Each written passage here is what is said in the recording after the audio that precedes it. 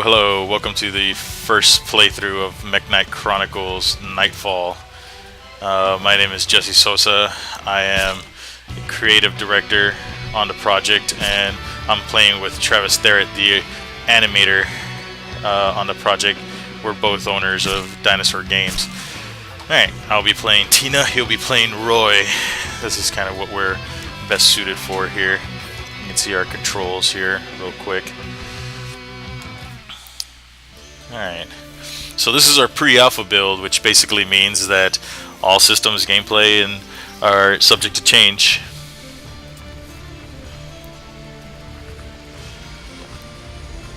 Here we open up on Roy and Tina showing up at the Dam City, and they see the Goblin Horde is already invading. So now they gotta come through here and fight these guys off. This is these enemies are what we call the Risen, which is basically undead people that were reanimated by Goblin Tech.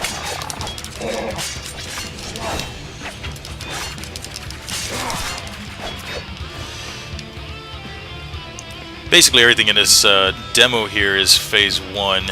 Phase 1 combat, which includes all the basic.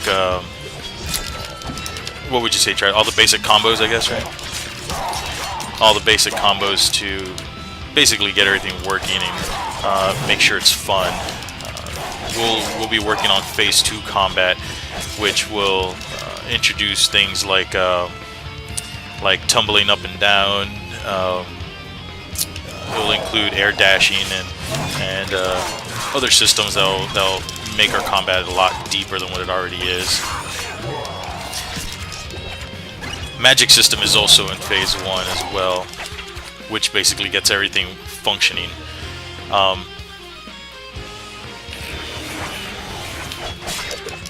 Oops, I'm missing. I got everything. Travis got nothing. So Phase 2 of our magic system will include things like when you die, it will redistribute the magic potions out, so your friends can pick them up, or you can pick them up when you come back to life. Phase 3 of combat will start introducing character-specific traits. For instance, Tina will be able to dash through enemies and things like that. Some of our larger characters will probably be able to pull in some aggro. Things like that. We also, either in Phase 2 or Phase 3, we want to deepen the magic a little bit more by allowing special abilities to be unlocked, I guess. So when you use your AoE, for instance, the more magic points you put into your magic stat, the greater the AoE is going to be. You can also do things like, if you're going to be doing buffs a lot, your offensive buff and defensive buff will start affecting your teammates instead of just you, like at level 1. Here we have the Brute. He's a big guy. He charges a lot. Whoa.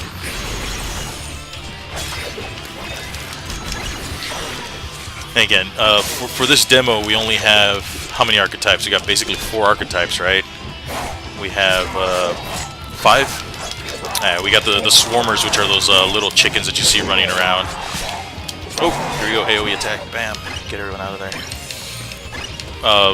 We have the chicken swarmers, which come at you in great numbers.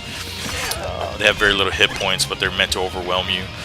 We have the goons, or soldiers, I guess, which are the skeletons with the big claws. It's your standard soldier type. These guys here. Whoa, get rid of those guys. Oh shoot, there's some goblin zeppelins in the background. We also have the range soldiers. Oh, let's see what's happened here. Let's just appear out of nowhere. These goblin airships are dropping tanks. These inhuman monsters. They're destroying everything. We need you to help us.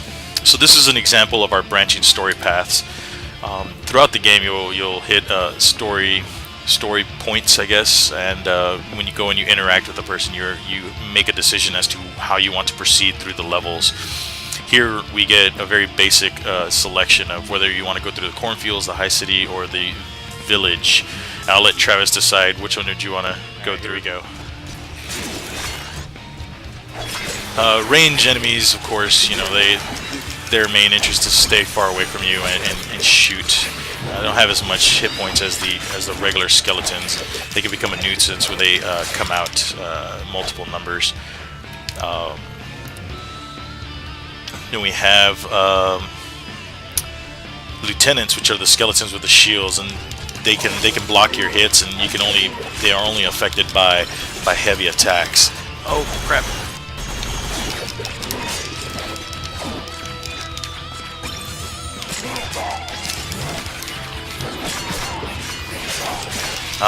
After that, we have the brutes, which are the really large enemies. Right now, the brute we have in the game is a charger. So if you stand far away from him, he will charge you. If you get up close, he'll hit you with some really destructive melee attacks. Oh, there you go. Roy's element is fire, so he all his magic is fire based. He's a leader class MechKnight. He has a transforming sword and shield to help him with his heavy attacks. Oh crap, I died. Let's go.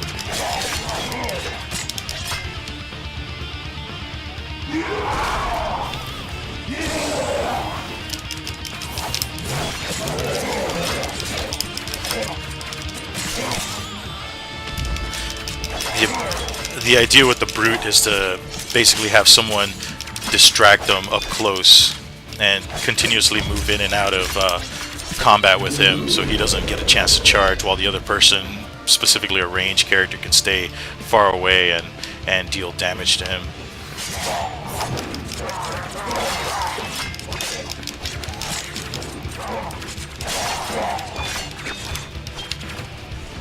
Some of the things to notice in our HUD, you'll see some numbers in there. We are having a gold system, so as you beat these guys, they'll be dropping loot, and you can pick it up to buy items later on. On the bottom left of the character portrait, it's going to be where you see your active item and the number of items that you have, and you're going to use the bumpers on the controller to select them and use them.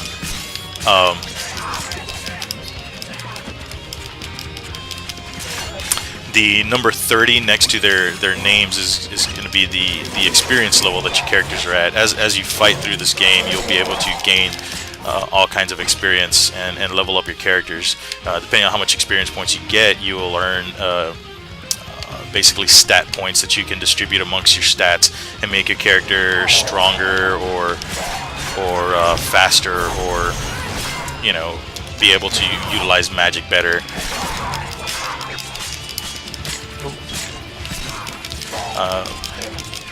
The other little icons underneath the purple experience gauge are keeping track of your armor and your weapon levels.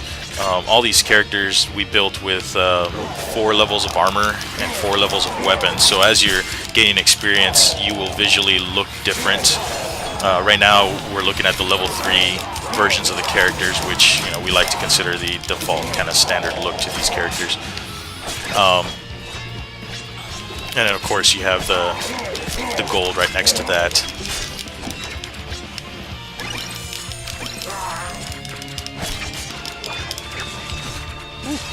Alright. Oh shoot, I heard the brute. Oh, he hit me. One of our main passions is we're huge fans of Transformers, and we're trying our best to make sure everything in this game has some kind of transforming mechanism, at least where it makes sense. Like the brute himself, he's got a transforming backpack that comes around and fortifies him in the front. Tina's got a backpack that rotates around and delivers knives wherever she needs it. Roy has his transforming shield. When we get to John will have giant piston arms. And you'll see an example here of one of our boss characters and his transforming back here. It's the low fidelity of all the characters that we're shooting for. 4-player co-op, versus mode lets you play as any character in the game, player level progression, epic boss fights, of course, armor tiers, and 10 playable characters. We plan on having 10 playable characters, light, medium, and heavy for both ranged and melee types, and then we're going to have a fusion I guess it's a mixture of character types to give us a tech-based and rage-based characters that will also have light, medium, and heavy. But yeah, no, I hope this explains a little bit more about the game for some of you that may have had some questions over some of the systems that are still not in there. Thanks for watching and listening in. We might post another one up and show you some of the other levels. Just keep a watch out for that. Thank you.